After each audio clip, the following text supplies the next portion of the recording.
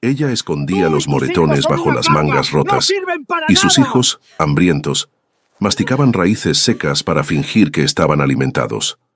En la inmensidad de la hacienda, nadie veía, o fingían no ver, hasta que, montado en un caballo negro, el hacendado se detuvo en lo alto de la colina, y vio todo con sus propios ojos, la miseria, el miedo, la injusticia. Lo que hizo al bajar del caballo hizo callar hasta el viento. Cuéntame en los comentarios, ¿a qué hora estás viendo esta historia? Quiero saber si es tempranito, a la tarde o en el silencio de la noche. La balanza de hierro chirrió con un sonido seco y oxidado sobre la mesa de madera, marcando el peso exacto de la miseria que se repartiría esa semana. Valeriano, el capataz de la hacienda La Esperanza, observaba la aguja con una satisfacción que no intentaba ocultar, mientras sus dedos gruesos y sucios de tabaco retiraban un puñado de maíz del saco, alegando que el peso no era correcto según sus propias cuentas inventadas. No miró a los ojos de la mujer que esperaba al otro lado del mostrador, una figura delgada y consumida que mantenía la cabeza baja por hábito y por miedo, sosteniendo un costal vacío con manos temblorosas. La decisión de quitar ese puñado de grano no era económica, pues a la inmensa hacienda no le faltaba nada, sino un acto deliberado de poder, una forma de recordar quién tenía el control sobre la vida y la muerte en aquellas tierras olvidadas de Dios en 1910. Elvira recibió la ración incompleta sin pronunciar una sola palabra de queja, sabiendo que cualquier protesta solo serviría para reducir aún más la comida de sus hijos o para provocar un golpe que su cuerpo ya no podría soportar. Agarró el costal contra su pecho como si llevara oro molido, sintiendo a través de la tela áspera lo poco que había dentro, calculando mentalmente cuántas tortillas delgadas y quebradizas podría hacer para engañar al hambre de 3 bocas durante 7 días interminables. La vergüenza le quemaba las mejillas, no por ser pobre, sino por la impotencia absoluta de ver cómo un hombre mediocre y cruel decidía el destino de su familia con la indiferencia de quien aplasta un insecto, amparado en la ausencia de leyes que protegieran a las viudas en aquel rincón del campo mexicano. Caminó de regreso a su jacal bajo el sol implacable de la tarde, sintiendo que el polvo del camino se le metía en los pulmones y le secaba la garganta. Pero no se detuvo a pedir agua en el pozo principal para no cruzar palabra con los otros peones. Muchos de ellos, hombres que antes compartían el trago y la risa con su difunto esposo Jacinto, ahora bajaban la vista cuando ella pasaba, avergonzados de su propia inacción o temerosos de que la mala suerte de la viuda fuera contagiosa. Elvira entendía ese silencio social. Sabía que en la hacienda el miedo era más fuerte que la compasión, y que nadie arriesgaría el pan de sus propios hijos para defender a una mujer que, a los ojos del patrón ausente y del capataz presente, ya no tenía ninguna utilidad práctica, más allá de lavar ropa ajena hasta que las manos le sangraran.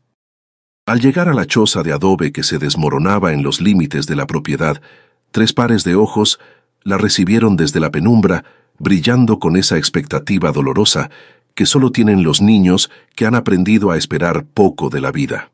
Tomás, el mayor con apenas 8 años, no corrió a abrazarla como solía hacer antes, sino que se quedó sentado en el suelo de tierra, vigilando a sus hermanos menores con una seriedad de anciano que no le correspondía.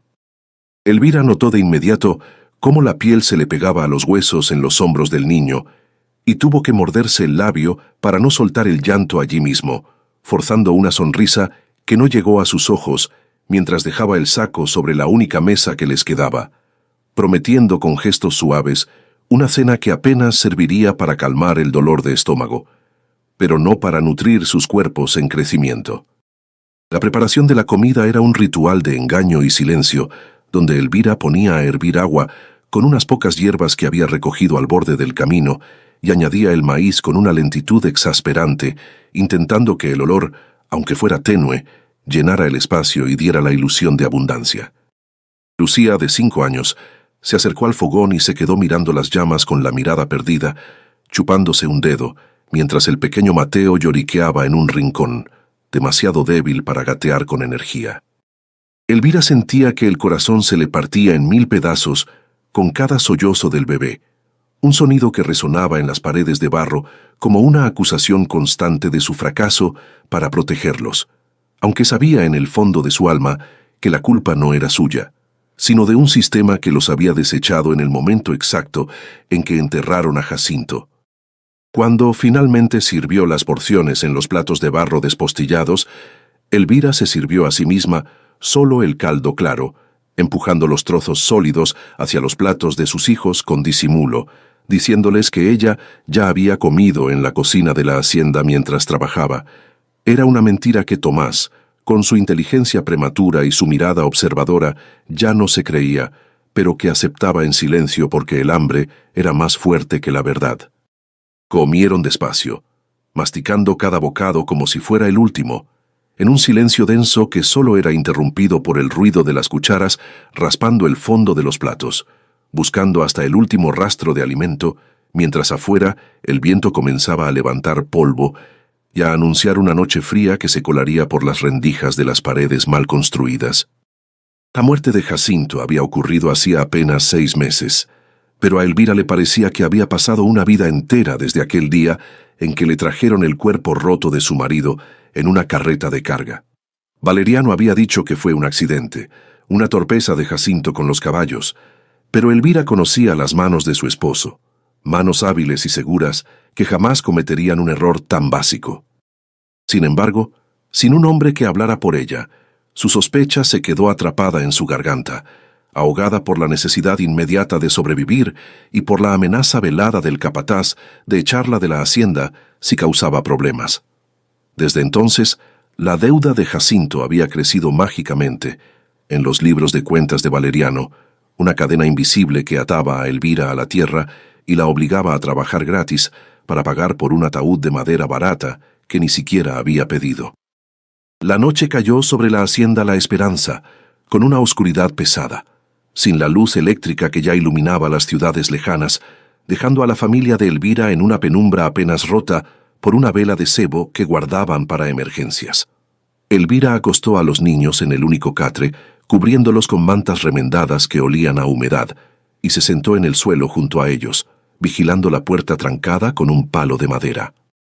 No temía a los espíritus ni a los animales del monte.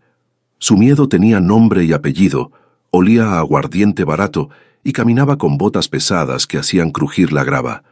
Valeriano solía rondar los jacales por la noche, buscando cualquier excusa para imponer multas o castigos, o simplemente para recordarles a todos quién era el dueño de su tranquilidad. A la mañana siguiente, antes de que el sol terminara de salir, Elvira ya estaba de pie con los dolores del cuerpo entumecido por el frío y la mala postura, preparándose para la jornada de lavado en el río. Sus manos, que alguna vez fueron suaves cuando Jacinto vivía y la cuidaba, estaban ahora agrietadas y rojas, con cortes que nunca terminaban de sanar por el contacto constante con la lejía y el agua helada. Miró sus dedos deformados por el trabajo y sintió una punzada de desesperación, preguntándose cuánto tiempo más aguantarían antes de volverse inútiles, antes de que ya no pudiera fregar la ropa ajena y Valeriano decidiera que ya no servía ni para eso, arrojándolos a los caminos sin piedad ni destino. Mientras caminaba hacia el río con el canasto de ropa sucia en la cabeza, Elvira sintió una sombra alargada proyectarse sobre su camino y el sonido inconfundible de un caballo acercándose al paso. Se orilló rápidamente, bajando la cabeza en señal de sumisión, con el corazón golpeándole las costillas con fuerza, rogando que el jinete pasara de largo y la ignorara como a una piedra del camino. Pero el caballo se detuvo justo a su lado, resoplando vapor en el aire fresco de la mañana, y Elvira vio de reojo las botas sucias de barro de Valeriano, quien la observaba desde arriba con esa mezcla de desprecio y posesión que la hacía sentir más pequeña que el polvo que pisaba. Sabía que el día sería largo y que el infierno apenas estaba comenzando. La voz de Valeriano cayó sobre ella más pesada que el sol de mediodía, arrastrando las palabras con una lentitud burlona que buscaba humillar más que comunicar. No se bajó del caballo, manteniendo esa altura artificial que le otorgaba la bestia, y desde allí le recordó a Elvira que la deuda por el entierro de Jacinto no había disminuido ni un centavo, a pesar de las semanas que ella llevaba dejándose la piel en el lavadero. Le habló de intereses que nadie había acordado, de costos imaginarios por el uso del agua y de la leña, inventando números en el aire con la seguridad del que sabe que no será contradicho. Elvira apretó el borde del canasto hasta que los nudillos se le pusieron blancos, asintiendo levemente sin levantar la vista del suelo, tragándose la bilis de la injusticia, porque sabía que una sola palabra de defensa podría significar que esa noche sus hijos no tuvieran techo. Cuando el capataz finalmente espoleó al caballo y se alejó levantando una nube de tierra asfixiante, Elvira se quedó inmóvil unos segundos, esperando a que el temblor de sus piernas remitiera lo suficiente para dar el siguiente paso. No era miedo físico lo que la paralizaba en ese momento, sino la certeza abrumadora de que estaba atrapada en un juego cuyas reglas cambiaban caprichosamente para asegurar su derrota. Se limpió el polvo de la cara con el rebozo, respiró hondo ese aire seco que olía a estiércol y resignación, y retomó la marcha hacia el río, cargando no solo con la ropa sucia de los hacendados, sino con la conciencia plena de que su vida se había convertido en una moneda de cambio barata en los bolsillos de un hombre sin escrúpulos. Al llegar a la orilla del río, el agua corría clara y fría, indiferente a las miserias humanas que se lavaban en su corriente. Había otras mujeres allí, arrodilladas sobre las piedras lisas, tallando camisas de lino y vestidos de encaje que jamás podrían comprar. Cuando Elvira buscó un espacio libre, el silencio se hizo más denso entre el grupo. No hubo saludos, ni preguntas sobre los niños, ni siquiera esas miradas de compasión furtiva que a veces se cruzaban en el mercado. El miedo al contagio de la desgracia había levantado un muro invisible alrededor de la viuda, y sus vecinas, mujeres que antes compartían recetas y remedios, ahora se concentraban excesivamente en sus tareas, frotando la ropa con una violencia innecesaria para evitar tener que reconocer la presencia de alguien a quien el sistema ya había marcado como cadáver social. Elvira metió las manos en el agua helada y el choque térmico le envió agujas de dolor hasta los codos, despertando las viejas lesiones en sus articulaciones maltratadas. Ignoró la protesta de su cuerpo con la disciplina de quien no tiene otra opción y comenzó el ritmo hipnótico del lavado: mojar, enjabonar con la barra de sosa cáustica que le quemaba la piel, golpear contra la piedra, enjuagar. Era un baile brutal y repetitivo que le permitía desconectar la mente, dejando que sus pensamientos volaran lejos de allí, hacia los recuerdos de una época en que Jacinto le traía flores del campo y le prometía que algún día tendrían su propia parcela de tierra, lejos de la sombra alargada de los hacendados y sus capataces. Mientras tanto, en el jacal abandonado a su suerte, Tomás asumía el papel de padre con una gravedad que borraba cualquier rastro de infancia en su rostro sucio. El niño sabía que la poca comida que había dejado su madre no sería suficiente para calmar el llanto de Mateo ni la ansiedad de Lucía, así que salió al patio trasero, donde la tierra estaba seca y agrietada. Con un palo afilado, comenzó a escarbar cerca de las raíces de un árbol viejo, buscando tubérculos, larvas o cualquier cosa comestible que la naturaleza pudiera ofrecer. No era un juego de exploración, era una tarea de supervivencia ejecutada con la precisión de un adulto desesperado, bajo la vigilancia lejana de los buitres que planeaban en círculos sobre el monte, esperando pacientemente su turno en el ciclo de la vida y la muerte. Lucía lo observaba desde la sombra de la puerta, con el estómago haciendo ruidos audibles que ella intentaba silenciar, apretándose la barriga con los brazos cruzados. La niña había aprendido a no pedir comida a gritos, porque había visto la tristeza infinita en los ojos de su madre cada vez que tenía que decir «no hay más». En su lugar, masticaba pequeños trozos de corteza o chupaba piedras lisas para engañar a la boca, una técnica cruel que los niños de la pobreza heredaban sin necesidad de enseñanza. Cuando Tomás encontró una raíz de yuca silvestre, pequeña y fibrosa, la limpió con su propia saliva y se la ofreció a su hermana como si fuera un manjar, observando cómo ella la devoraba con una gratitud que le partía el alma. El sol comenzó a subir hacia el cénit, transformando la mañana fresca en un horno sofocante que hacía vibrar el aire sobre las piedras del río. El sudor corría por la espalda de Elvira, mezclándose con el agua jabonosa que salpicaba su ropa, pero ella no disminuyó el ritmo. Sabía que Valeriano revisaría cada prenda buscando manchas o rasgaduras, y que cualquier imperfección sería descontada de su ración semanal. La perfección en el trabajo no era una cuestión de orgullo profesional, sino de supervivencia biológica. Una mancha de grasa mal lavada podía significar literalmente un día sin comer para sus hijos, y esa ecuación matemática del terror mantenía sus brazos en movimiento mucho después de que sus músculos hubieran pedido tregua. A lo lejos, en la colina que dominaba el valle, la figura de Valeriano a caballo permanecía estática, como una gárgola vigilante recortada contra el cielo azul. No necesitaba estar gritando órdenes para ejercer su poder.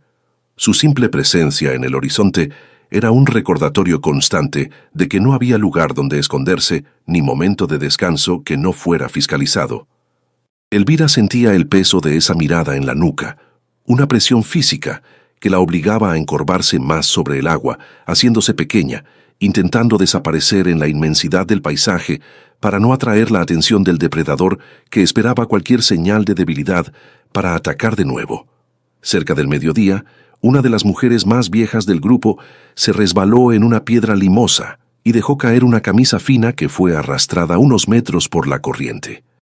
El pánico en los ojos de la anciana fue inmediato y terrible. Se lanzó al agua sin pensar, recuperando la prenda empapada y sucia de lodo con manos temblorosas. Elvira vio la escena y sintió un impulso de ayudar, de acercarse y ofrecer su propia barra de jabón para limpiar el desastre antes de que el capataz lo notara. Pero se detuvo en seco. El miedo la paralizó. Si intervenía, si mostraba solidaridad, podría ser acusada de complicidad o distracción. Bajó la vista y siguió tallando su propia pila de ropa, odiándose a sí misma por esa cobardía impuesta, por haber perdido la capacidad de ser humana en su afán de seguir viva. La tarde avanzaba lenta y dolorosa, trayendo consigo el cansancio profundo que se asienta en los huesos y nubla el pensamiento. Elvira terminó la última canasta cuando el sol ya empezaba a teñir de naranja las nubes del oeste. Tenía las manos arrugadas como pasas y la piel de los dedos tan blanca y blanda que parecía a punto de desprenderse. Recogió sus cosas con movimientos mecánicos, sintiendo el vacío en el estómago que le recordaba que ella tampoco había comido nada sólido desde el amanecer. El camino de regreso al jacal se extendía cuesta arriba, y cada paso era una victoria minúscula contra la gravedad y la desesperanza, impulsada únicamente por la imagen de 3 caritas sucias que la esperaban en la penumbra, confiando ciegamente en que su madre traería algún milagro entre las manos vacías. Elvira cruzó el umbral de su jacal cuando la última luz del día se rendía ante la noche, soltando el canasto vacío en un rincón con un suspiro que pareció vaciarle los pulmones de todo el aire acumulado durante la jornada. No hubo carreras de bienvenida esa vez. Sus hijos permanecían agrupados en el centro de la habitación de tierra, quietos como estatuas pequeñas moldeadas por la espera, conscientes de que el ruido o la exigencia solo añadirían peso a los hombros ya vencidos de su madre. Tomás la miró desde el suelo, y en ese intercambio de miradas silenciosas, madre e hijo compartieron una verdad adulta y terrible.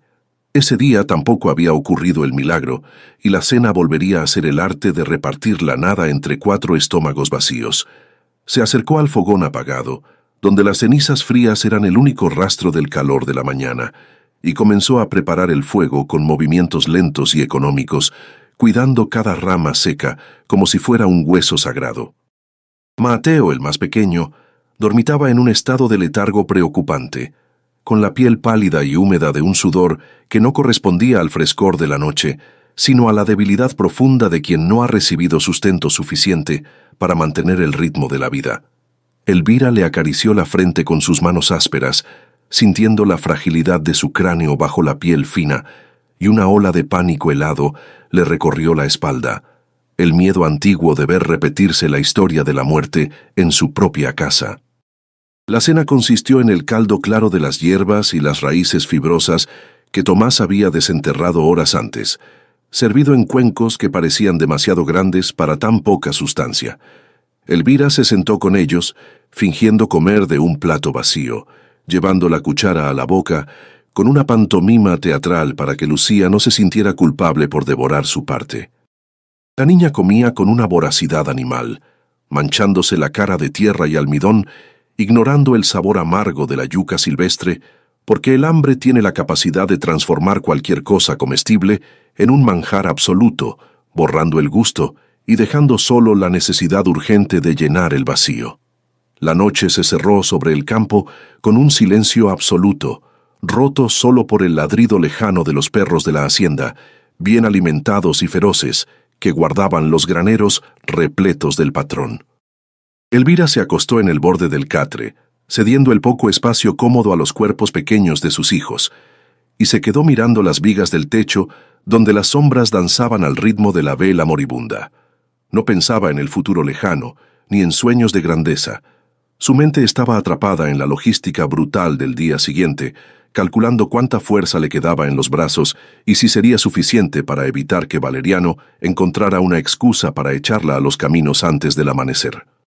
El sol de agosto salió con una violencia inusitada, quemando la bruma de la mañana antes de que los gallos terminaran de cantar, prometiendo una jornada de calor asfixiante que secaría hasta la última gota de humedad de la tierra.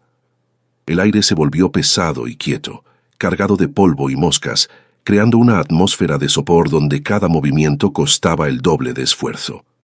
Elvira levantó a los niños con suavidad, limpiándoles las caras con un trapo húmedo, para mantener esa dignidad mínima que separa a la pobreza de la miseria absoluta, y les indicó que debían acompañarla, pues Valeriano había ordenado que ese día trabajara cerca de los huertos principales, lejos de la seguridad relativa del río. La caminata hacia la casa grande fue un calvario lento bajo el sol que ya picaba en la piel, con Mateo cargado a la espalda de Elvira y los otros dos arrastrando los pies por el sendero de tierra blanca. Al acercarse a la mansión del hacendado, el contraste golpeó a Elvira como una bofetada física. Allí el pasto era verde y estaba regado, los muros eran de piedra sólida y limpia, y el olor que salía de las ventanas de la cocina, un aroma denso a carne asada, pan recién horneado y café, invadió sus narices con una crueldad involuntaria. Los niños se detuvieron en seco, aspirando aquel aire prohibido, con los ojos muy abiertos y las bocas salivando ante el fantasma olfativo de una vida que ocurría a solo unos metros, pero que estaba tan lejos como la luna. Valeriano apareció por la esquina del granero, con la camisa abierta y el sombrero calado hasta las cejas, señalando con un gesto despectivo una pila de costales de arpillera sucios que debían ser lavados y remendados. No miró a los niños, como si fueran parte del paisaje o estorbos invisibles, y le indicó a Elvira que se instalara detrás del muro del huerto, donde un canal de riego le proporcionaría agua, pero la mantendría oculta de la vista de cualquier visita importante que pudiera llegar a la casa principal. La orden era clara: trabajar en silencio, ser invisible y no molestar, bajo la pena de perder lo poco que tenían. Elvira acomodó a los niños a la sombra de un viejo nogal, ordenándoles que no se movieran y que jugaran en silencio con unas piedras, mientras ella comenzaba la tarea ingrata de fregar los costales que olían a grano fermentado y ratones. Tomás obedeció, sentándose con la espalda recta contra el tronco, vigilando a Mateo, pero Lucía, mareada por el calor y el hambre que le retorcía las tripas, se quedó de pie, oscilando levemente sobre sus piernas flacas. Su mirada se desvió hacia el otro lado de la cerca baja de piedra, hacia el huerto prohibido, donde los árboles frutales dejaban caer su carga madura sobre la hierba, creando una alfombra de colores y olores dulces que la llamaban con una fuerza hipnótica. Allí, a pocos pasos de distancia, el suelo estaba sembrado de manzanas que habían caído de maduras o picadas por los pájaros, frutas que nadie se molestaba en recoger y que estaban destinadas a podrirse al sol o a ser devoradas por los cerdos de la hacienda en la tarde. Para la administración de La Esperanza, aquello era basura orgánica, desperdicio sin valor contable. Para Lucía, era la promesa de que el dolor agudo en su estómago podría detenerse por un momento. La niña miró a su madre, ocupada y de espaldas, frotando la tela con desesperación, y luego miró hacia el capataz, que había desaparecido dentro del granero buscando sombra y un trago de su botella escondida. El impulso fue más fuerte que el miedo o la obediencia. Lucía dio un paso vacilante hacia la cerca, luego otro, moviéndose con la ligereza de un espectro pequeño atraído por la luz. No pensaba en el robo, ni en la moral, ni en las consecuencias. Su mente infantil se había reducido a un solo instinto primario: alcanzar aquella esfera roja y brillante que yacía en la tierra, medio golpeada, pero todavía jugosa. Cruzó el límite de piedra con un saltito torpe. Sus pies descalzos aterrizaron en la tierra prohibida del patrón, y sus manos pequeñas se cerraron alrededor de la fruta caliente por el sol, justo en el momento en que una sombra alargada se proyectó sobre ella, bloqueando la luz y congelando el tiempo. La mano que se cerró alrededor del brazo delgado de Lucía no fue la de un salvador, sino una garra tosca y callosa que apretó con la fuerza desmedida de quien está acostumbrado a domar bestias y no a tratar con niños. Valeriano emergió de su estupor alcohólico con una rapidez sorprendente, movido por ese instinto depredador que tienen los hombres crueles cuando ven una oportunidad para ejercer la violencia sin consecuencias. Levantó a la niña del suelo como si no pesara nada, dejándola con los pies colgando en el aire, mientras la manzana, ese trozo de fruta magullada y caliente que había motivado el delito, rodaba por la tierra levantando una pequeña nube de polvo, tan insignificante en el gran esquema de la hacienda, y sin embargo, en ese momento, la causa de una tragedia inminente. El grito de Lucía rompió la atmósfera soporífera de la tarde, un sonido agudo y lleno de terror puro que cortó el aire estancado y llegó hasta los oídos de Elvira como una cuchillada física en el pecho. La mujer soltó el costal que estaba frotando, sin importarle que se hundiera en el agua sucia del canal, y corrió hacia la cerca con el corazón latiéndole en la garganta, sintiendo que las piernas no le respondían lo suficientemente rápido, pesadas por el cansancio y el pánico. Al saltar el muro bajo de piedra, sus ojos registraron la escena con una claridad dolorosa. Su hija colgando de la mano del capataz, los ojos desorbitados por el miedo y el pequeño cuerpo sacudiéndose en sollozos mudos, paralizada por la cercanía de aquel hombre que olía a sudor rancio y aguardiente. «¡Ladrona! ¡Hija de ladrón!», bramó Valeriano, su voz resonando contra las paredes de la casa grande, asegurándose de que su indignación fuera escuchada por cualquiera que estuviera cerca. No le importaba el valor de la fruta, que ya estaba destinada a los cerdos o a pudrirse como abono. Lo que le importaba era el acto de desobediencia, la ruptura de la jerarquía absoluta que él imponía. Sacudió a la niña con violencia, haciéndola llorar más fuerte, disfrutando perversamente del poder total que tenía sobre esa pequeña vida frágil, utilizándola como un ejemplo vivo para cualquiera que se atreviera a pensar que las reglas de la propiedad podían doblarse por algo tan trivial como el hambre. Elvira se arrojó a los pies del capataz sin pensarlo dos veces, olvidando cualquier resto de dignidad o orgullo, impulsada únicamente por el terror de madre que ve a su cría en peligro mortal. Cayó de rodillas en la tierra dura, levantando las manos en un gesto de súplica desesperada, con las lágrimas mezclándose con el polvo en su rostro. «Por favor, don Valeriano, es una niña», gritó con la voz rota. «No sabe lo que hace, tiene hambre. Es solo una manzana podrida, señor, por piedad», suplicó intentando agarrar la bota del hombre, buscando cualquier conexión humana que pudiera detener la violencia que veía acumularse en los ojos inyectados en sangre del capataz. Pero la piedad era un idioma que Valeriano había olvidado hacía mucho tiempo, o tal vez nunca había aprendido. Miró a la mujer a sus pies con una mueca de asco, como si fuera una alimaña molesta que ensuciaba sus botas. Para él, el hambre no era una justificación, sino una debilidad, una falla de carácter que debía ser purgada. «El hambre no da derecho a robar lo que es del patrón», escupió con desprecio, ignorando convenientemente que él mismo robaba raciones y salarios sistemáticamente.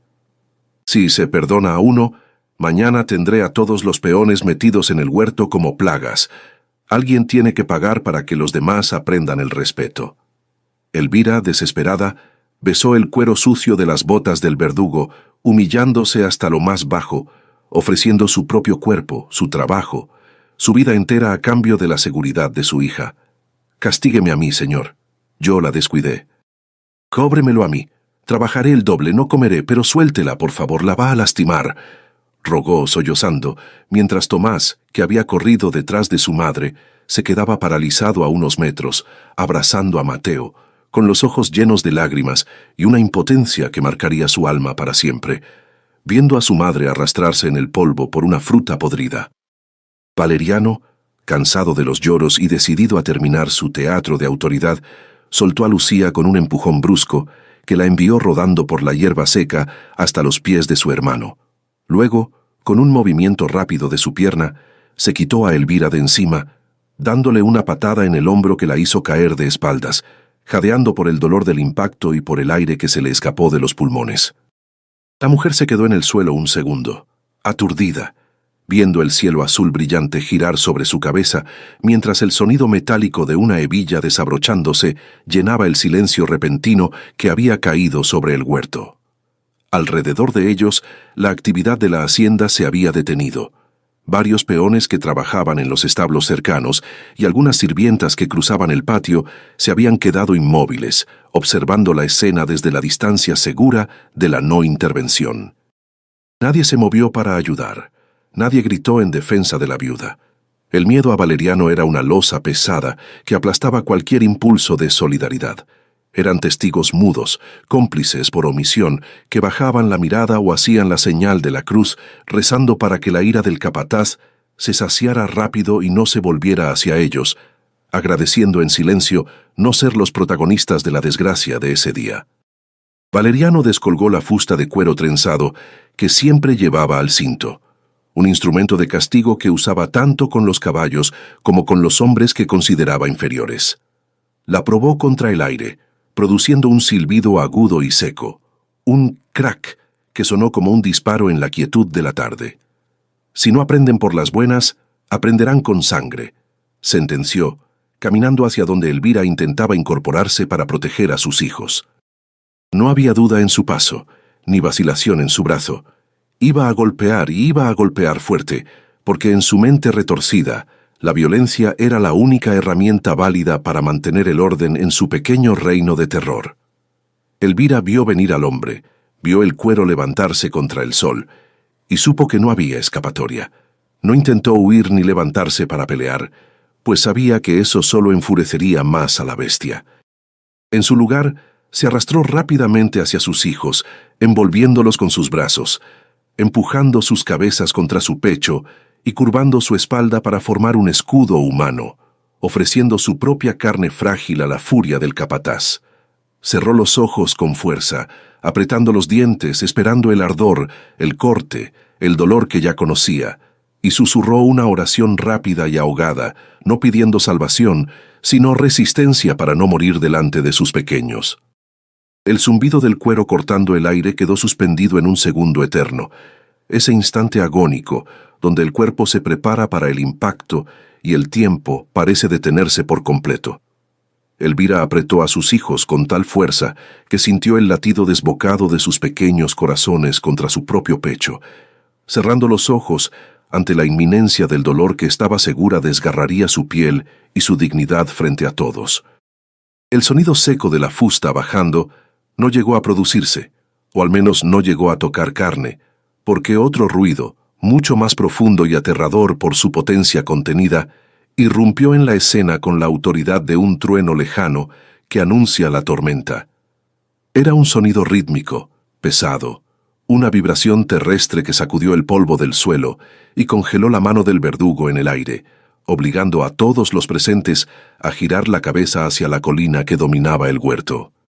No era un caballo cualquiera el que descendía por la pendiente suave, sino un semental negro, de proporciones inmensas, un animal de guerra y trabajo cuya musculatura brillaba bajo el sol con el lustre del aceite oscuro. Sus cascos golpeaban la tierra seca con una cadencia militar, levantando pequeñas nubes de polvo que se disipaban rápidamente, mientras el animal resoplaba con fuerza, expulsando aire caliente por las narices dilatadas. Sobre él, recortado contra la luz cegadora de la tarde, se erguía la figura de don Alejandro, el dueño absoluto de aquellas tierras, un hombre que rara vez bajaba de su despacho en la casa grande y cuya presencia física en el campo era tan inusual como un eclipse, y por lo tanto, motivo de un silencio reverencial y absoluto. Valeriano sintió que la sangre se le helaba en las venas y el coraje alcohólico, que lo había impulsado segundos antes, se evaporaba instantáneamente, reemplazado por un terror frío y pegajoso que le empapó la camisa en la espalda. Bajó el brazo lentamente, intentando esconder la fusta detrás de su pierna como un niño atrapado en una travesura, pero el gesto fue torpe y evidente. Su rostro, antes rojo de ira y poder, palideció hasta tomar el color de la cera vieja, y una sonrisa nerviosa y temblorosa intentó formarse en sus labios secos, buscando desesperadamente las palabras adecuadas para justificar una violencia que, bajo la mirada gris y analítica del patrón, de repente parecía sucia e injustificable. El hacendado no detuvo su marcha hasta estar a escasos metros del grupo, invadiendo el espacio personal de todos con la masa imponente de su caballo, obligando a los peones curiosos a retroceder varios pasos por instinto de supervivencia. El rechinar del cuero fino de su silla de montar y el tintineo suave de las espuelas de plata fueron los únicos sonidos que se atrevieron a competir con la respiración agitada de Elvira, que seguía en el suelo, sin atreverse a levantar la vista, segura de que la llegada del dueño solo significaba una sentencia de muerte más formal y definitiva. Don Alejandro tiró de las riendas con una mano enguantada, deteniendo a la bestia con un movimiento mínimo, y desde su altura observó el cuadro de miseria que se desplegaba a sus pies con una inmovilidad de estatua. Desmontó con una agilidad sorprendente para un hombre de su tamaño. Sus botas de cuero negro lustradas y de suela gruesa aterrizaron en el polvo con un sonido sordo que resonó en el estómago de Valeriano. Caminó despacio hacia el centro de la escena, ignorando al capataz que intentaba hacer una reverencia torpe, y se plantó frente a Elvira. No había prisa en sus movimientos, ni tampoco furia visible, solo una calma tensa y peligrosa, la calma del ojo del huracán. Se quitó los guantes de piel de ciervo uno por uno, con una lentitud deliberada, mientras sus ojos recorrían cada detalle, la manzana mordida en el suelo, los pies descalzos y sucios de los niños, los moretones en los brazos de la madre, la fusta escondida detrás de la pierna del capataz. «Levántate», dijo don Alejandro, y su voz no fue el grito estentóreo que todos esperaban, sino una orden baja y grave, vibrante como una cuerda de violonchelo, que no admitía réplica ni demora. Elvira sintió el mandato en sus huesos, y temblando incontrolablemente, comenzó a desenredarse de sus hijos para ponerse de pie. Sus piernas fallaron en el primer intento, debilitadas por el hambre y el terror, y tuvo que apoyarse en el hombro huesudo de Tomás para no caer de nuevo. Cuando finalmente logró erguirse, se sintió minúscula, una figura hecha de trapos y huesos frente a la torre de lino y autoridad que representaba el patrón, y bajó la cabeza avergonzada de su propia existencia, deseando que la tierra se abriera y se la tragara para siempre. El hacendado no apartó la vista de ella. Con un dedo índice limpio y firme, levantó el mentón de Elvira, obligándola a mirarlo a los ojos, rompiendo la barrera de invisibilidad que ella había construido para sobrevivir. Lo que Elvira vio en esos ojos grises no fue el desprecio que esperaba, sino una curiosidad fría y analítica, mezclada con algo que no supo identificar de inmediato. Una sombra de reconocimiento, tal vez de horror contenido. Don Alejandro examinó la delgadez extrema de su rostro, la piel pegada a los pómulos, los ojos hundidos en cuencas oscuras, y luego bajó la mirada hacia los niños, escaneando sus cuerpos esqueléticos con la precisión de un médico que evalúa el daño de una enfermedad terminal. Valeriano, incapaz de soportar el silencio acusador, dio un paso adelante con las manos abiertas en gesto de inocencia fingida, con el sudor corriéndole por las sienes. «Patrón, qué sorpresa verlo por aquí abajo». Solo estaba poniendo orden. Ya sabe cómo es esta gente. Si uno se descuida, le roban hasta el aire. Esta mujer empezó a balbucear, intentando tejer una red de mentiras que justificara su brutalidad, buscando convertir a la víctima en criminal antes de que se dijera cualquier otra cosa. Su voz sonaba aguda y desagradable en el aire quieto, rompiendo la solemnidad del momento con la vulgaridad de sus excusas baratas. Don Alejandro ni siquiera se giró para mirarlo.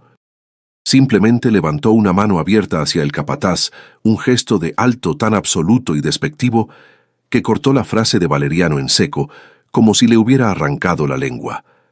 El silencio volvió a caer, más pesado que antes. El hacendado volvió su atención a Elvira, ignorando por completo al hombre que temblaba a sus espaldas, y le hizo una pregunta directa, ignorando todo el protocolo social que prohibía a los dueños hablar de tú a tú con los peones. ¿Cuánto tiempo?, preguntó con una suavidad que contrastaba terriblemente con la situación. ¿Cuánto tiempo llevan así? No me mientas. Elvira intentó hablar, pero la garganta se le cerró. El miedo a las represalias de Valeriano seguía allí, grabado a fuego en su mente, advirtiéndole que cualquier palabra sería castigada más tarde en la oscuridad.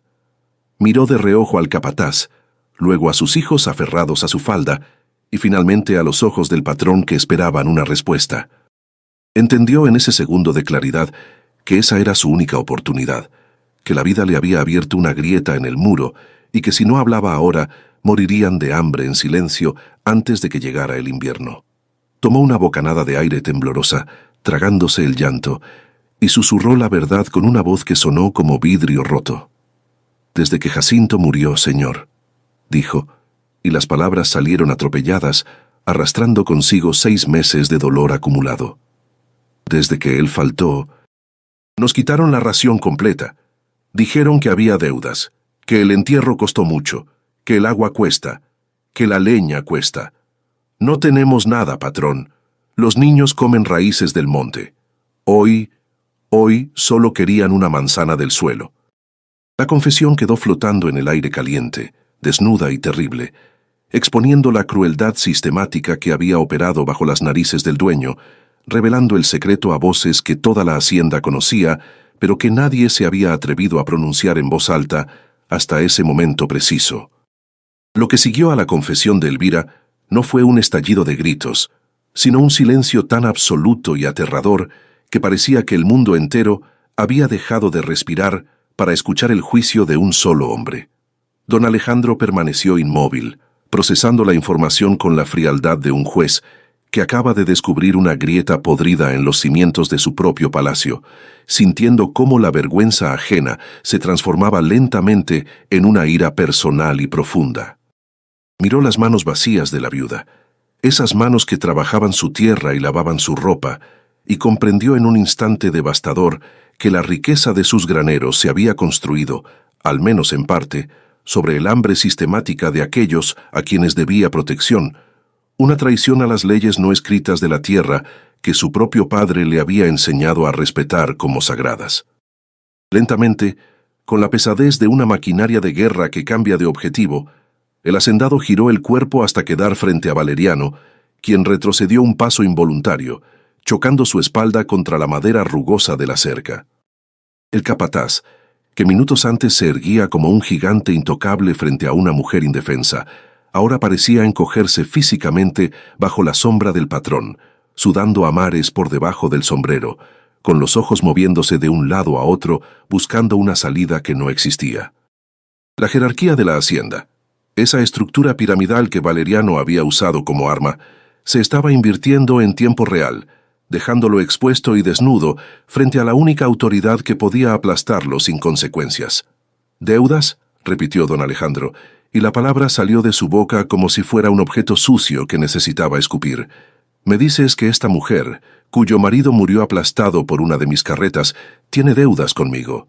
No era una pregunta, sino una acusación. Valeriano intentó hablar, balbucear algo sobre los libros de cuentas, sobre el costo de la madera del ataúd y los días no trabajados, pero su voz se quebró en un gallo patético que solo sirvió para resaltar su propia mezquindad. La lógica burocrática del abuso, que funcionaba tan bien en la oscuridad de las oficinas y los graneros, se desmoronaba ridículamente bajo la luz del sol y la mirada directa de un hombre que no necesitaba robar centavos a las viudas para sentirse poderoso. Don Alejandro dio un paso hacia adelante, invadiendo el espacio vital del capataz con una amenaza física que no necesitaba golpes para ser efectiva. «Te di las llaves de mis graneros», dijo, bajando la voz hasta un susurro que solo ellos y Elvira podían escuchar, pero que resonó como un cañonazo. «Te di la autoridad sobre mis tierras y sobre mi gente. Confié en que mantendrías el orden, no que montarías un reino de terror personal para llenar tus bolsillos con la comida de los huérfanos». Valeriano abrió la boca para protestar, para decir que todo lo hacía por el bien de la hacienda, pero la mirada del patrón lo taladró, silenciándolo.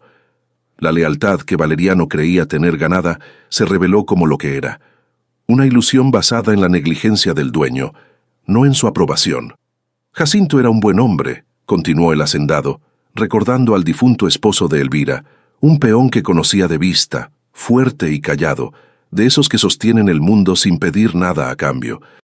Murió trabajando para mí, y tú, en lugar de honrar su memoria cuidando de los suyos, decidiste convertir a su familia en esclavos. La rabia de don Alejandro era tranquila, controlada, pero vibraba con una intensidad que hacía temblar el aire. No estaba discutiendo números ni políticas laborales. Estaba hablando de honor, de esa moneda antigua y pesada que hombres como Valeriano nunca habían tenido en sus bolsillos y que no podían comprar ni con todo el oro robado de las raciones. El capataz, acorralado y desesperado, intentó una última defensa, apelando a la complicidad de clase, a esa idea retorcida de que los hombres fuertes deben unirse para controlar a los débiles. «Patrón, usted sabe cómo son. Si les da la mano, le agarran el pie. Hay que ser duros. Lo hice por usted para que no le robaran». Fue el error final. Don Alejandro lo miró con un asco tan profundo que Valeriano sintió el impulso físico de vomitar. La justificación de la crueldad como servicio era el insulto definitivo a la inteligencia del hacendado, la prueba final de que el cáncer moral del capataz era incurable y debía ser extirpado de raíz antes de que pudriera todo el cuerpo de la hacienda. «Estás despedido», sentenció don Alejandro, y las palabras cayeron como piedras definitivas sobre el ataúd de la carrera de Valeriano. «No solo despedido, estás desterrado». Se acercó a su caballo, metió la mano en las alforjas de cuero repujado y sacó una bolsa de monedas pesada, el pago de la nómina que llevaba consigo. Sin contar, sin mirar, arrojó la bolsa a los pies del capataz, donde aterrizó levantando una nube de polvo gris sobre las botas sucias del hombre. «Ahí tienes tu paga, tómala y lárgate. Si te veo en mis tierras cuando el sol toque el horizonte, te juro por la memoria de mi padre que te haré arrastrar hasta la frontera del estado atado a este caballo». Valeriano miró la bolsa en el suelo, luego miró a los peones que observaban desde la distancia, testigos mudos de su caída. El orgullo luchó con la codicia por un segundo, pero la codicia ganó, como siempre ganaba en él. Se agachó rápidamente, con movimientos espasmódicos de animal asustado, y recogió el dinero manchándose las manos de tierra, confirmando ante todos su naturaleza servil y cobarde. No hubo dignidad en su salida. Se dio la vuelta sin mirar a nadie, caminando rápido hacia los establos para buscar su propia montura, sintiendo en la espalda el peso de 100 miradas que ya no le tenían miedo, sino lástima y desprecio. El sonido de sus pasos, alejándose, marcó el fin de una era de oscuridad en la hacienda La Esperanza. Los peones, que habían contenido el aliento durante todo el enfrentamiento, comenzaron a exhalar, mirándose unos a otros con incredulidad, asimilando lentamente que el monstruo había sido decapitado sin que se derramara una sola gota de sangre inocente. El aire pareció volverse más ligero, menos sofocante, como si la partida de Valeriano hubiera desbloqueado el viento que estaba atrapado en los árboles. Pero don Alejandro no se quedó mirando la huida de su ex empleado. Para él, Valeriano ya había dejado de existir en el momento en que recogió las monedas. El hacendado se giró de nuevo hacia Elvira, quien seguía de pie, temblando, abrazada a sus hijos, incapaz de procesar que la pesadilla había terminado tan repentinamente. El cambio en la postura de don Alejandro fue notable. La tensión de combate desapareció de sus hombros, y su rostro recuperó esa expresión humana, casi dolorosa, que había mostrado al principio. Vio a la mujer no como una sirvienta o un problema a resolver, sino como una sobreviviente de una guerra que él había permitido por ignorancia. Se quitó su chaqueta de lino fino, una prenda que costaba más de lo que Elvira ganaría en 10 vidas, y con un movimiento suave, casi reverencial, la colocó sobre los hombros huesudos de la viuda, cubriendo los moretones, cubriendo la vergüenza, cubriendo el frío de años de abandono, con el peso cálido de la protección. El gesto de cubrir a Elvira con su chaqueta no fue el final de la intervención de don Alejandro, sino apenas el comienzo de una reparación que requería más que tela fina para ser completa. El hacendado se agachó frente al pequeño Mateo, que seguía aferrado a la pierna de su hermano mayor, con la cara sucia de barro y lágrimas secas, mirando a aquel gigante con el temor instintivo de quien ha aprendido que los adultos son fuente de dolor. Sin una pizca de duda, ignorando la mugre que cubriría su camisa inmaculada, don Alejandro extendió los brazos y levantó al niño del suelo con una facilidad pasmosa, sosteniéndolo contra su pecho como si fuera su propia sangre, rompiendo en ese acto simple todas las barreras higiénicas y sociales que habían mantenido a esa familia en la periferia de la humanidad durante meses. Con un movimiento fluido y seguro, el patrón elevó al niño por encima de su cabeza y lo depositó con suavidad sobre la silla de montar del semental negro, un trono de cuero repujado, desde donde el mundo se veía completamente diferente.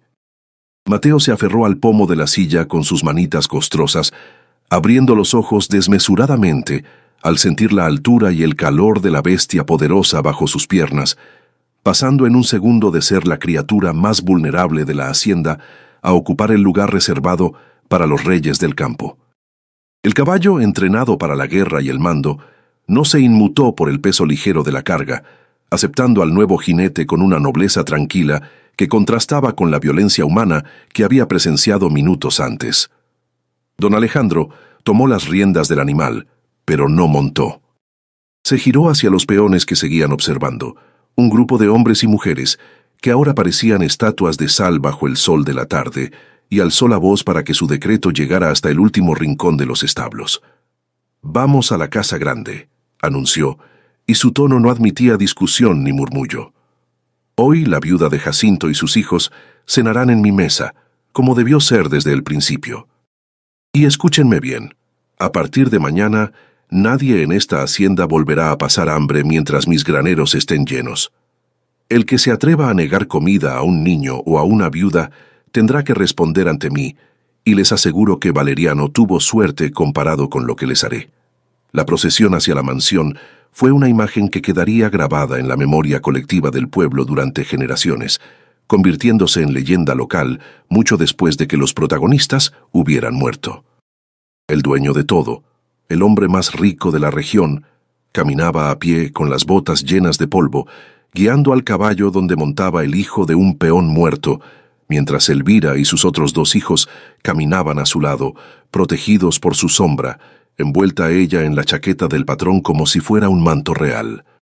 No era solo un traslado físico, era una peregrinación de restitución, un desfile silencioso que invertía el orden natural de las cosas y gritaba sin palabras que la dignidad había regresado a las tierras de la esperanza. Al llegar a la entrada principal de la casa grande, el cambio de atmósfera fue físico y abrumador para Elvira. Dejaron atrás el calor seco y el polvo para entrar en un zaguán de piedra fresca, donde el aire olía a cera de abejas, flores cortadas y esa limpieza profunda que solo el dinero puede mantener. Las sirvientas de la casa, mujeres que vestían uniformes limpios y que jamás habían cruzado palabra con la lavandera del río, salieron al encuentro con expresiones de asombro mal disimulado, pero una sola mirada severa de don Alejandro bastó para que el cuchicheo muriera en sus gargantas y se apresuraran a cumplir las órdenes de preparar el baño y la mesa, entendiendo que ese día las reglas de la casa habían cambiado para siempre. El interior del comedor era un espacio que Elvira solo había imaginado en sus sueños más febriles, un salón de techos altos con vigas de madera oscura y una mesa larga de caoba que brillaba como un espejo oscuro bajo la luz de un candelabro de cristal. Don Alejandro hizo que se sentaran en las sillas de terciopelo rojo, sin importarle que sus ropas estuvieran sucias o que trajeran el polvo del camino en los pies. Tomás y Lucía se sentaron en el borde de los asientos, rígidos por el miedo a romper algo o a ensuciar la tela preciosa, mirando a su alrededor con la desconfianza de animales salvajes que han sido introducidos en una jaula de oro, incapaces de creer que nadie fuera a aparecer para echarlos a patadas. Cuando la comida llegó, no fueron sobras ni raciones medidas, sino fuentes humeantes de carne asada en su jugo, cestas de pan blanco recién horneado que soltaba vapor al partirse, jarras de leche fresca y espesa, y platos con frutas que no estaban podridas ni golpeadas. El olor era tan intenso que a Elvira se le llenaron los ojos de lágrimas antes de probar el primer bocado, un llanto silencioso provocado por el alivio brutal de saber que esa noche, por primera vez en 6 meses, no tendría que mentirles a sus hijos sobre la cena. Don Alejandro se sentó en la cabecera pero no comió. Se sirvió una copa de vino y se dedicó a observar, vigilando que los platos de sus invitados se mantuvieran llenos. Los niños comieron al principio con una vacilación dolorosa, mirando al patrón antes de cada bocado como pidiendo permiso para tragar, pero el hambre ancestral que cargaban pronto venció a los modales. Comieron con las manos, con urgencia, con una voracidad que manchó sus caras y sus ropas, devorando la carne y el pan con una pasión que era a la vez hermosa y terrible de ver. Don Alejandro observaba esa escena con una mezcla de satisfacción y culpa profunda, dándose cuenta de que cada bocado que esos niños tragaban era una acusación contra su propia negligencia anterior, prometiéndose en silencio que dedicaría el resto de su vida a asegurarse de que esa escena nunca se repitiera en sus dominios. Después de la cena, cuando los estómagos estuvieron llenos y el sopor del cansancio comenzó a vencer la adrenalina del día, don Alejandro habló con Elvira en la biblioteca, un cuarto lleno de libros que olía a tabaco y cuero viejo. No le ofreció caridad, sino justicia. Le explicó con voz tranquila que Jacinto tenía un seguro de vida que la Hacienda nunca había pagado por error administrativo, un eufemismo para el robo de Valeriano, y que ese dinero, sumado a los intereses, era suficiente para garantizar su futuro. Le habló de una casa de ladrillo cerca de la escuela, de educación para los niños y de una pensión vitalicia, no como un regalo, sino como el pago de una deuda de honor que él tenía con la memoria de su esposo. Esa noche, Elvira y sus hijos durmieron en camas de verdad, con sábanas de lino limpias que olían a lavanda y colchones de plumas que abrazaban sus cuerpos doloridos. Por primera vez, no hubo necesidad de trancar la puerta con un palo ni de dormir con un ojo abierto esperando al monstruo. El silencio de la casa grande no era el silencio amenazante del campo abierto, sino una quietud protectora, sólida como los muros de piedra que los rodeaban. Elvira se quedó despierta un rato en la oscuridad, escuchando la respiración tranquila y profunda de sus hijos, y sintió que algo se soltaba dentro de su pecho, un nudo apretado de miedo que llevaba meses asfixiándola y que finalmente, en la seguridad de aquella fortaleza inesperada, se deshacía para dejar entrar el sueño reparador de los justos. El amanecer en la habitación de invitados de la casa grande no trajo consigo el pánico habitual de Elvira, ese sobresalto con el que despertaba cada día calculando raciones y temiendo castigos. Despertó despacio, envuelta en una luz suave que se filtraba por cortinas de encaje, y por un momento de confusión aterradora pensó que había muerto y estaba en el cielo, porque el silencio era paz y no amenaza, y el cuerpo no le dolía con la intensidad de siempre. Al girar la cabeza, vio a sus hijos durmiendo profundamente, con las caras limpias y relajadas, sin ese ceño fruncido de preocupación que habían llevado durante meses como una máscara de vejez prematura. No tuvo que levantarse corriendo para fregar suelos ni esconderse de nadie. Ese simple hecho, la libertad de quedarse 5 minutos más en la cama mirando el techo, fue la primera prueba tangible de que su esclavitud había terminado. Mientras Elvira y sus hijos desayunaban en la cocina, no las sobras, sino huevos revueltos y café con leche servidos por una cocinera que ahora la trataba con un respeto cauteloso, don Alejandro ya estaba en el patio central, ejecutando la segunda fase de su redención personal. Había convocado a todos los capataces menores, a los encargados de los almacenes y a los contables de la hacienda, hombres que esperaban nerviosos bajo el sol, conscientes de que la caída de Valeriano había dejado un vacío de poder peligroso. El hacendado no gritó ni amenazó. Simplemente leyó una lista de nuevas normas con voz monótona y firme, estableciendo un sistema de auditoría directa donde cada saco de grano y cada moneda pagada serían supervisados por él personalmente, eliminando de un plumazo la burocracia opaca que permitía el robo y el abuso. La ausencia de Valeriano se sintió en la hacienda como se siente el fin de una fiebre prolongada. El cuerpo social de la Esperanza estaba débil, pero la infección había desaparecido.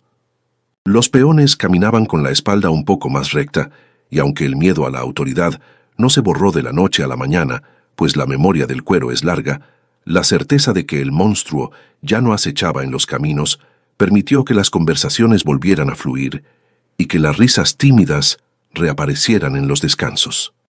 Se contaba que el excapataz había sido visto cruzando la frontera del estado a pie, sin caballo y sin honra, convertido en un paria que cargaba con la marca invisible de haber sido expulsado por ladrón y cobarde, un destino peor que la cárcel en aquellas tierras donde el nombre lo era todo. A los pocos días, Elvira recibió las llaves de su nueva casa, una construcción modesta pero sólida de ladrillo rojo y techo de tejas, situada cerca de la escuela y lejos de los límites marginales de la propiedad donde había sufrido tanto. Al entrar, no encontró lujo, pero encontró dignidad, un suelo de cemento pulido fácil de limpiar, ventanas que cerraban bien para dejar fuera el frío y una despensa que don Alejandro había ordenado llenar con provisiones para 2 meses.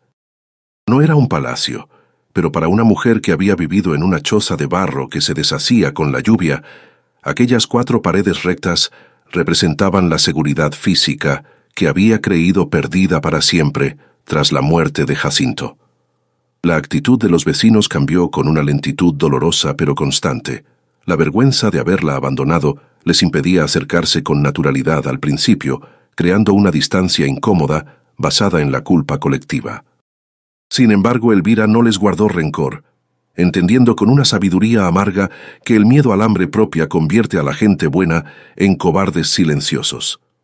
Aceptó los saludos torpes y las ayudas pequeñas que empezaron a llegar, una gallina regalada, un costal de leña dejado en su puerta, como ofrendas de paz, permitiendo que la comunidad sanara su propia conciencia a través de la reintegración de su familia al tejido social del pueblo, sin exigir disculpas que nadie sabría cómo pronunciar. Tomás, el niño que había aprendido a escarbar raíces como un animal para sobrevivir, fue inscrito en la escuela rural de la hacienda por orden directa del patrón. Los primeros días fueron un tormento para él, sentado en un pupitre de madera, con las manos todavía callosas y la mente alerta ante peligros imaginarios. Le costaba concentrarse en las letras y los números que parecían tan inútiles comparados con la urgencia de conseguir comida. Sin embargo, don Alejandro, que veía en el chico la sombra de una deuda impagable, le permitía pasar las tardes en la biblioteca de la casa grande, donde Tomás descubrió que los libros no eran solo papel, sino mapas de un mundo donde la justicia podía escribirse y las leyes podían aprenderse, para que nadie volviera a engañarlo con cuentas falsas. El propio don Alejandro cambió. Dejó de ser el fantasma aristocrático que vivía encerrado en su despacho y se convirtió en una presencia constante en los campos. Se le veía a todas horas montado en su caballo negro, recorriendo los linderos, revisando las cercas, hablando directamente con los trabajadores sin intermediarios, manchándose las botas de barro real. Había comprendido que la delegación ciega de poder era una forma de negligencia criminal, y que la única manera de asegurar que su tierra no volviera a producir miseria era mirándola a los ojos todos los días, asumiendo la carga moral de cada decisión que se tomaba en su nombre. Los años comenzaron a pasar, suavizando las aristas más cortantes del recuerdo, pero sin borrar la memoria de lo sucedido. Tomás creció estirándose como una vara de mimbre, perdiendo la delgadez enfermiza, pero conservando una seriedad profunda en la mirada que lo hacía parecer mayor que sus compañeros. No jugaba mucho, prefería acompañar a los nuevos capataces, observando cómo se manejaba el ganado, cómo se calculaban las cosechas, absorbiendo el funcionamiento de la hacienda con una sed de conocimiento que nacía del deseo obsesivo de controlar su propio destino y asegurar que su familia nunca más dependiera del capricho de un extraño. Elvira recuperó peso y color, y aunque sus manos nunca perdieron del todo las cicatrices y la deformidad causada por el trabajo excesivo, dejaron de sangrar. Se convirtió en una figura respetada en la comunidad, no por su cercanía con el patrón, sino por la dignidad tranquila con la que llevaba su nueva vida, sin alardes ni arrogancia. Nunca olvidó. Guardaba la ropa vieja y remendada en un baúl al pie de su cama nueva, y a veces, cuando la lluvia golpeaba fuerte contra el techo de tejas, abría el cofre solo para tocar la tela áspera, recordándose a sí misma de dónde venía y lo cerca que había estado de perderlo todo, utilizando ese recuerdo como ancla para no dejarse llevar por la comodidad del presente. La hacienda La Esperanza prosperó de una manera que los libros de contabilidad no podían explicar del todo. Las cosechas eran las mismas, pero el ambiente era distinto. Al eliminar el terror como herramienta de gestión, don Alejandro había liberado una energía productiva que antes se gastaba en sobrevivir. Los robos disminuyeron, el cuidado de los animales mejoró y la lealtad de los trabajadores, antes forzada por el látigo, se volvió genuina, cimentada en la certeza de que el hombre que montaba el caballo negro era justo. Sobre esa base de justicia tardía pero firme, Tomás se preparaba para entrar en la adolescencia, con los ojos puestos en un futuro que él mismo estaba decidido a construir, ladrillo a ladrillo, sobre las ruinas de su infancia robada. 10 años pasaron sobre los campos de La Esperanza, una década en la que el sol y la lluvia cayeron con la misma intensidad de siempre, pero sobre una tierra que ya no devolvía el eco del sufrimiento mudo. Tomás, aquel niño que había escarbado la tierra seca buscando raíces para no morir, se había transformado en un hombre de 18 años, alto y fibroso, con la espalda ancha, de quien ha trabajado desde que tuvo fuerza para levantar un costal. No era un joven risueño.